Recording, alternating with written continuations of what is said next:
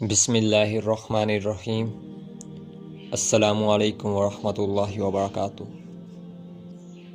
جہیز کے متعلق سوال پوچھا گیا ہے۔ پیارے بھائیو دوستو، جہیز ایک ہندوانہ رسم ہے۔ آج مسلمانوں نے جیسے باقی رسم و رواج ہندوؤں سے لے رکھے ہیں اور باقی مذاہب والوں سے لے رکھے ہیں، اسی طرح یہ جہیز بھی ہے۔ ہندوؤں کے ہاں جہیز کی ڈیمانڈ کی جاتی ہے۔ یاد رہے کہ جہیز صرف ایک گفٹ ہے۔ اگر تو کوئی والدین اپنی بیٹی کو دینا چاہیں تب بھی ٹھیک، نہ دینا چاہیں تب بھی ٹھیک، لیکن لڑکے والوں کی طرف سے جہیز کی ڈیمانڈ کرنا یہ بالکل ناجائز ہے۔ اسی طرح نبی اکرم صلی اللہ علیہ وسلم نے جو حضرت فاطمہ رضی اللہ عنہا کو کچھ سامان دیا، اس سے جہیز کی دلیل پکڑی جاتی ہے، لیکن اس میں دو طرح کی آراء ہیں۔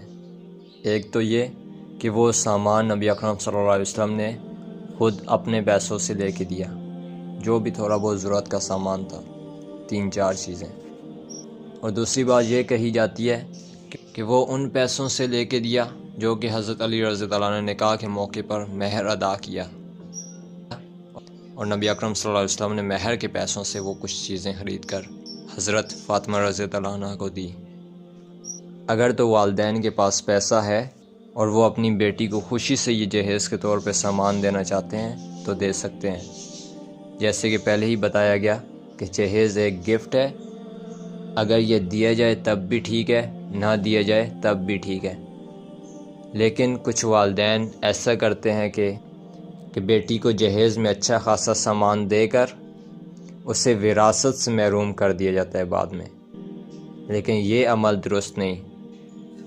جہیز کی حیثیت ایک گفٹ کسی ہے، لیکن وراثت کے متعلق اللہ تعالیٰ کا حکم ہے۔ آپ جہیز دیں یا نہ دیں، اس کی آخرت میں کوئی آپ سے پوچھ نہیں ہونی، اس پر پکڑ نہیں ہونی، لیکن اگر اس بیٹی کو وراثت کے حصے سے محروم کر دیا جائے گا تو اس پر آپ سے کل قیامت کے دن پوچھ بھی ہوگی اور پکڑ بھی ہوگی اس پر۔ لیکن ہاں، اس بات کو بھی یاد رکھیں کہ اس معاملے میں آپ سے پوچھ ہو سکتی ہے جہیز کے متعلق کہ آپ نے ایک بیٹی کو تو جہیز کا سامان دیا لیکن دوسری کو نہ دیا، تو یہ جو ان دونوں کے درمیان ناانصافی ہوئی ہے، اس ناانصافی پر آپ سے پوچھ لازمی ہونی ہے۔ والدین کو چاہیے کہ جیسے جہیز کی دلیل پکڑتے ہیں نبی اکرم صلی اللہ علیہ وسلم نے جو اپنی بیٹی کو دیا سامان، اس سے یہ بھی دلیل پکڑیں کہ نبی اکرم صلی اللہ علیہ وسلم نے جو اپنی بیٹی کو سامان دیا وہ ضرورت سے زائد نہیں تھا۔ ایک مسئلہ یہ بھی بیان کرتا چلوں کہ جہیز میں جو سامان ضرورت سے زائد ہوتا ہے، جو کہ محض سجاوٹ کے لیے ہوتا ہے، الماریوں میں رکھ دیا جاتا ہے، اوپر سجا کر رکھ دیا جاتا ہے، تو جو سامان ضرورت سے زائد ہے تو جان لیں اس سامان پر زکوٰۃ واجب ہے۔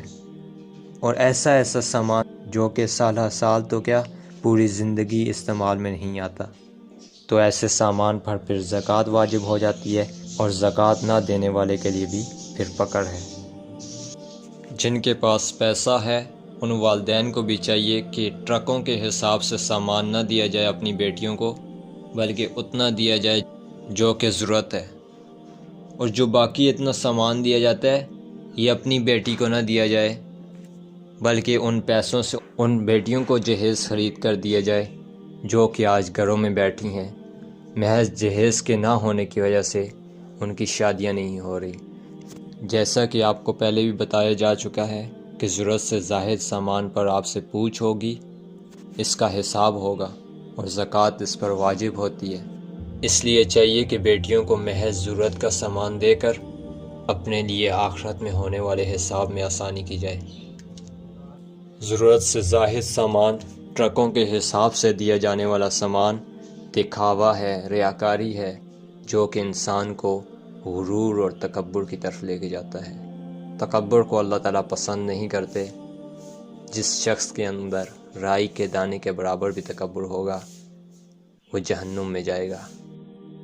اللہ پاک سے دعا کرتے ہیں کہ اللہ پاک ہمیں ان باتوں کو سمجھنے اور انہی کے مطابق عمل کرنے کی توفیق عطا فرمائے۔ آمین۔ السلام علیکم ورحمۃ اللہ وبرکاتہ۔